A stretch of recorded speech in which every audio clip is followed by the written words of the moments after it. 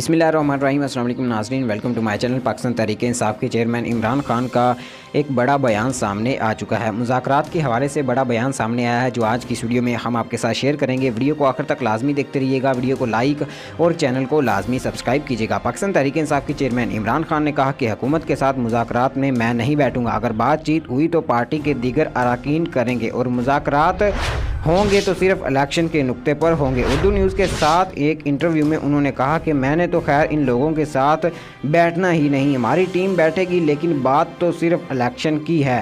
اگر بات انتخابات کی طرف نہیں جاتی تو پھر مذاکرات کا کوئی فائدہ نہیں ہے۔ گرینڈ نیشنل ڈائیلاگ کی بڑی بڑی باتیں چھوڑیں، پہلے تو الیکشن کے اوپر آئین جو قانون اور آئین کہتا ہے، اور اگر آپ الیکشن ہی نہیں کروا سکتے تو کس سے کون مذاکرات کرے گا، کیونکہ اس وقت تو معاملہ صرف اور صرف الیکشن کا ہے۔ خواتین و حضرات، عمران خان کا صرف اور صرف ایک ہی پی ڈی ایم سے مطالبہ ہے اور نون لیگ سے مطالبہ ہے، اور عمران خان کا یہی کہنا ہے کہ صرف اور صرف اس وقت الیکشن کروائے جائیں اور نئے انتخابات کا اعلان کیا جائے۔